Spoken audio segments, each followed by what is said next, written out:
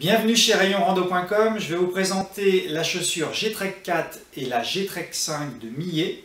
Donc je vais vous faire un comparatif des deux modèles pour vous aider à choisir lequel des deux peut le mieux vous convenir.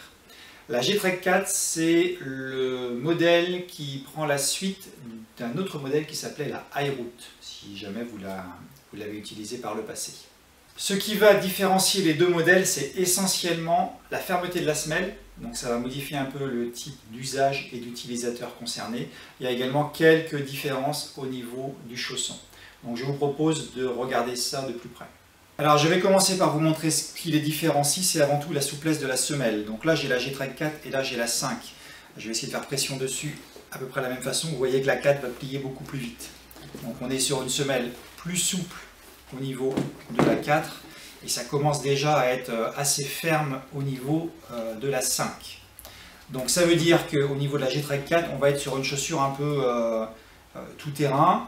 Sur la G-Trek 5, on va être sur une chaussure qui va convenir également un peu mieux pour les terrains plus accidentés. Donc là on va aller de terrain assez facile jusqu'à de montagne standard, et là on va aller sur du terrain montagneux jusqu'à du caillasseux un peu plus sévère.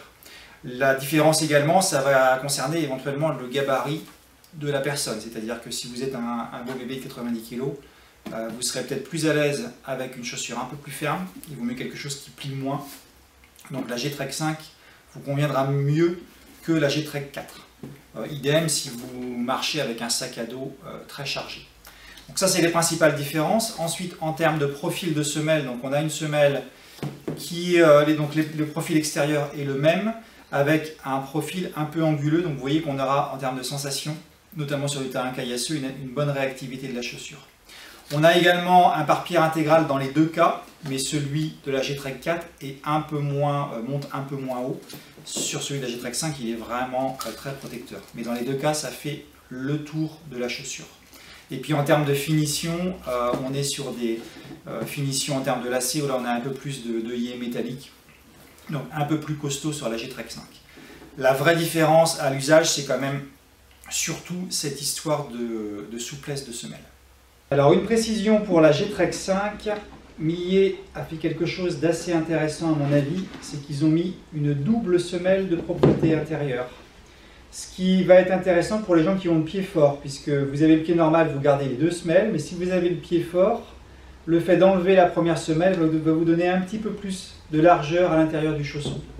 Donc à l'essayage, pensez éventuellement, si vous êtes un peu serré, à enlever la semelle, la semelle du fond, pour avoir un chausson un petit peu plus large.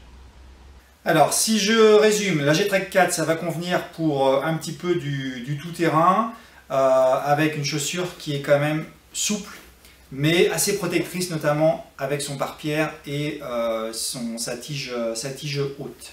Elle conviendra bien aussi pour les gabarits relativement légers.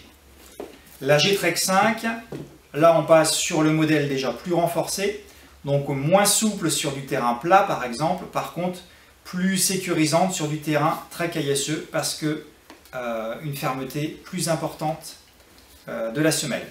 Elle conviendra également mieux pour un usage tout-terrain, pour des personnes qui portent lourd notamment ou d'un poids assez élevé.